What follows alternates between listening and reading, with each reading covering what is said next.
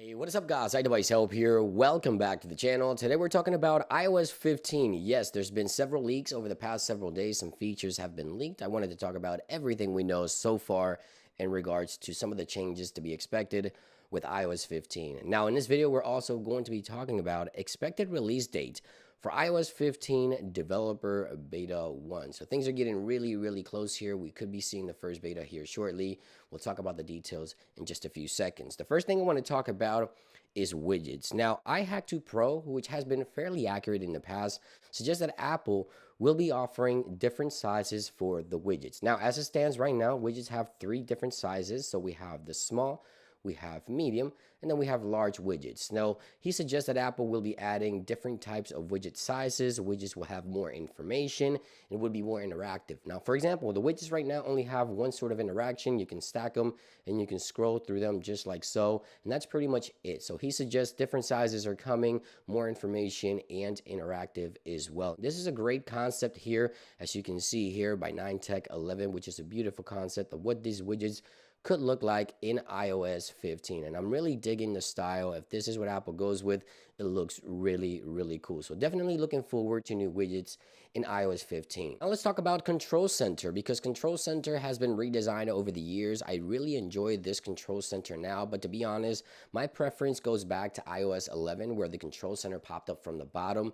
It looks like Apple could well be redesigning the Control Center entirely, compacting the Control Center, making it look a lot sleeker, a lot nicer. And here are some renders. I'll link the developer in the description of what the Control Center may look like. Now, I believe Apple will continue with the Control Center popping up from the top right of the screen instead of going back to bringing it up from the bottom because of the app switcher and no home button. But yeah, I used to prefer the Control Center popping up from the bottom. However, Apple will most likely continue with the top, although a redesign will most likely be coming with iOS 15 as well for the Control Center. Now, iHacktu Pro also suggests that Apple has sent an internal email that suggests that in iOS 15, a new lock screen is in the works. Now, this is a concept that I put together here, and I believe Apple definitely needs to work on the lock screen. There's just so much bad use of space. You can't really change these shortcuts at the bottom.